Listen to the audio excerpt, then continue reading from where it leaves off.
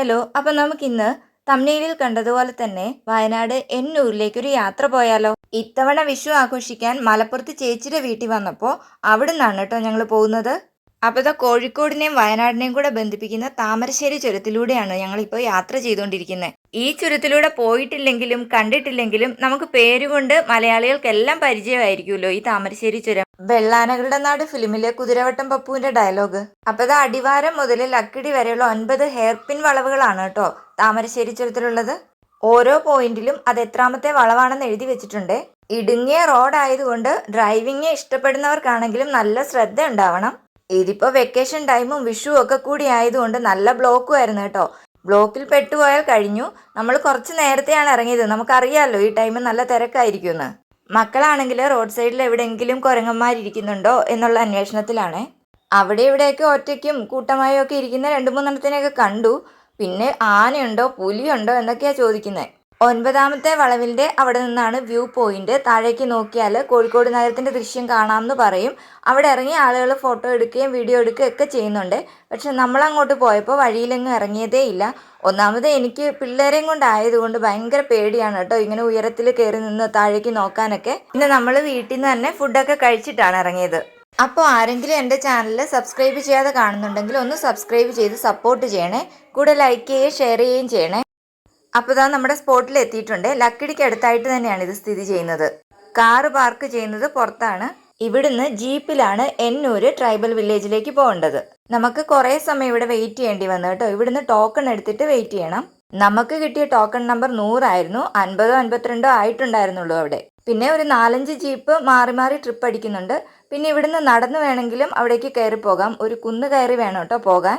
കയറി പോകുന്ന റോഡുകളാണെങ്കിലും കുറച്ച് വളവും തിരിവുകളും ഒക്കെ ഉള്ളതാണ്.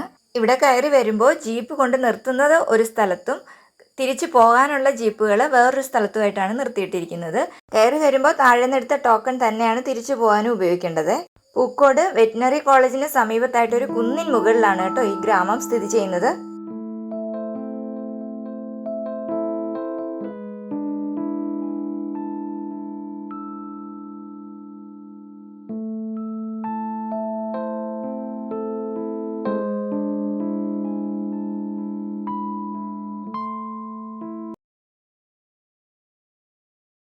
ട്രൈബൽസിൻ്റെ തനത് സംസ്കാരം, കല, അവരുടെ ജീവിത രീതി, അറിവുകൾ എന്നിവയൊക്കെ അടുത്തറിയാനും അവയെ സംരക്ഷിക്കാനും വേണ്ടി നടപ്പാക്കിയിരിക്കുന്ന ഒരു പദ്ധതിയാണിത്. തുടക്കം മുതൽ തന്നെ നല്ല വെട്ടുകല്ല് പാകിയ വഴികളിലൂടെയാണ് നമ്മൾ കടന്നു പോകുന്നത്. പിന്നെ സൈഡിലൊക്കെ കെട്ടി നല്ല മനോഹരമാക്കി വെച്ചിട്ടുണ്ട്. ഇവിടെ ഓരോ സ്ഥലത്തു നിന്ന് ദൂരേക്ക് നോക്കുമ്പോഴാണ് കേട്ടോ അതിൻ്റെ ഭംഗി അറിയുന്നത്. ശരിക്കും പറഞ്ഞാൽ കോടമഞ്ഞും ചാറ്റൽ മഴയും ഒക്കെ ഉള്ള സമയത്ത് വരുന്നതായിരിക്കും നല്ലത്, മൺസൂൺ കാലത്ത്. ഇപ്പോൾ നമ്മൾ പോയിരിക്കുന്നത് നല്ല ചൂട് സമയത്തല്ലേ, അപ്പോൾ അതിൻ്റെതായ തളർച്ച ഉണ്ടായിരുന്നു.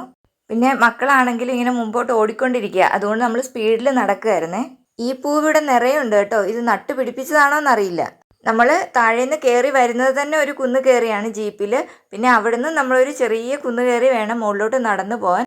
അപ്പോൾ നമ്മൾ കയറി വരുന്ന ആ മടുപ്പൊന്ന് ഒഴിവാക്കാനായിട്ട് റെസ്റ്റ് എടുക്കാൻ പറ്റുന്ന ഒരു ഏരിയയാണിത്. ഇവിടെ ടോയ്ലറ്റ് സംവിധാനമൊക്കെ ഉണ്ട് കേട്ടോ. ചെയറുകളൊക്കെ ഇട്ടിട്ടുണ്ട് എല്ലാവർക്കും ഇരിക്കാൻ. പ്രായമുള്ളവരൊക്കെ വരുമ്പോൾ കുറേ നേരം ഇവിടെ ഇരുന്ന് സ്പെൻഡ് ചെയ്യും. നല്ല കാറ്റുള്ളത് കൊണ്ട് ഇവിടെ ഇരിക്കാൻ നല്ല സുഖമാണ്. അവരുടെ സംസ്കാരത്തെ സൂചിപ്പിക്കുന്ന ഡിസൈൻസ് വരച്ചു വെച്ചിട്ടുണ്ട്. പിന്നെ ഇതുമായിട്ട് ബന്ധപ്പെട്ടിട്ടുള്ള ആളുകളുടെ പേരുകളൊക്കെയാണ് കേട്ടോ അവിടെ ബോർഡിലാക്കി എഴുതി വെച്ചിരിക്കുന്നത്. അപ്പം ഞാൻ പറഞ്ഞല്ലോ, ഇപ്പം നമ്മൾ കയറി വരുന്നതേ ഉള്ളൂ. കയറി വരുമ്പോൾ താഴെ എൻട്രൻസ് ഫീസും കൂടെ ഉണ്ട്. ഇവിടുന്ന് നമ്മൾ ചെറിയ ചെറിയ പാതയിലൂടെ ഓരോരോ കുടിലുകളിൽ എത്തണം. അവിടെയാണ് നമ്മുടെ കാഴ്ചകളൊക്കെ ഇരിക്കുന്നത്. ഇത് ഒരു സൈഡിൽ നിന്നുള്ള വ്യൂ ആണ് കേട്ടോ. ഇതിൻ്റെ അങ്ങേയറ്റത്ത് എന്നൂരെന്ന് എഴുതി വെച്ചിട്ടുണ്ട്. അവിടെ വരെയാണ് നമ്മൾ എത്തേണ്ടത്. അവിടെ നമ്മളിങ്ങനെ കയറി വരുമ്പം തന്നെ ഇതിനടുത്തൊരു റെസ്റ്റോറൻ്റ് ഉണ്ട്. അവിടെ നിന്ന് വേണമെങ്കിൽ നമുക്ക് ഫുഡൊക്കെ കഴിക്കാവുന്നതേ ഉള്ളൂ. ഇതാ കാണുന്നത്. പിന്നെ ഇതൊരു ചിൽഡ്രൻസ് പാർക്കാണ് കേട്ടോ. ഇത് രണ്ടും അടുത്തടുത്താണ്. പിന്നെ കുട്ടികളെയും കൊണ്ട് വന്നാൽ ഉറപ്പായിട്ടും അവർ ആദ്യം ഓടുന്നത് ഈ പാർക്കിലേക്കായിരിക്കും. പിന്നെ ഇവിടെ ഒരുപാട് റൈഡ്സ് ഉണ്ടായിരുന്നു. സാധാരണ പാർക്കിൽ ഞാൻ കണ്ടിട്ടില്ലാത്ത കുറേ കാര്യങ്ങൾ ഇവിടെ കണ്ടേ. ഇതല്ല, ഇതിന് താഴെയായിട്ടാണത്.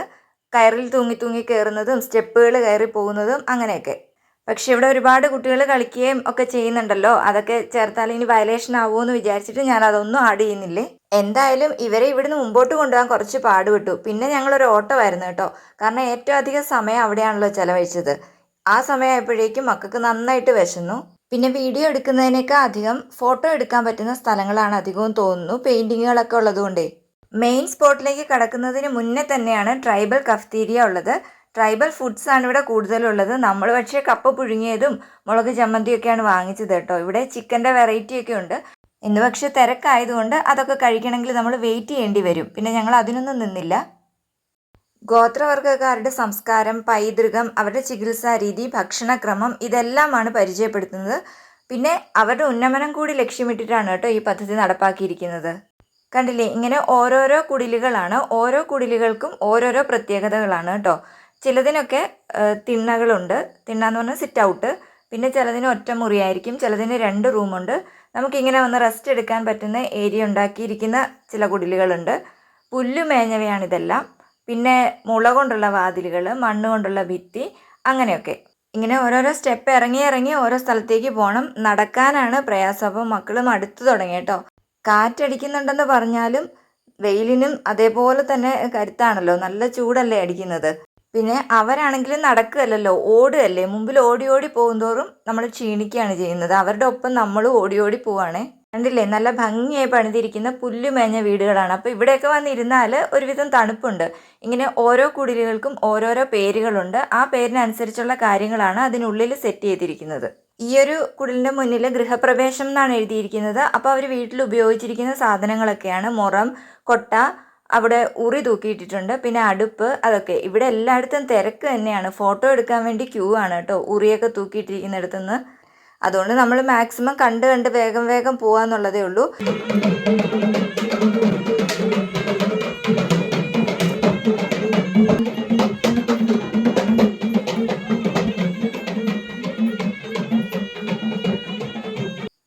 ഐ ലവ് എന്നൂര് എന്നെഴുതിയിരിക്കുന്ന ആ സ്ഥലം വരെ നടന്നു ചെല്ലാം. അവിടെ നിന്ന് ഫോട്ടോ ഒക്കെ എടുക്കാം.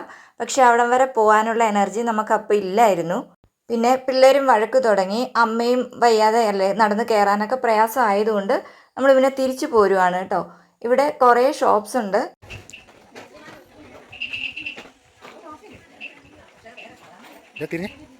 ഈ ഭാഗത്ത് ട്രൈബൽസിൻ്റെ കരകൗശല വസ്തുക്കൾ, ഔഷധ സസ്യങ്ങൾ, കാട്ടുതേൻ, അച്ചാറ്, മുളയരി തുടങ്ങിയ വിവിധ തരം ഉൽപ്പന്നങ്ങൾ വിൽക്കുന്ന ഷോപ്പുകളാണുള്ളത്. നമ്മൾ പിന്നെ ആദ്യത്തെ 1-2 കടയിൽ മാത്രം കയറി ഇങ്ങി പോകുന്നു. കാരണം ഇവരെയും കൊണ്ട് അധിക സമയം അവിടെ നിൽക്കാൻ പറ്റുന്നില്ലാത്തതുകൊണ്ട്. ചെടികളും ഒക്കെ ഉണ്ടായിരുന്നു കേട്ടോ. നമ്മൾ പിന്നെ ടീ, കോഫി, ചോക്ലേറ്റ്, സ്പൈസസ് അങ്ങനത്തെ കുറേ സംഭവങ്ങൾ വാങ്ങിച്ചത്. ഇപ്പം ഞങ്ങൾ തിരിച്ച് നടക്കുകയാണ് കേട്ടോ. വന്ന പോലെ തന്നെ ആ വഴി തിരിച്ച് നടക്കണം.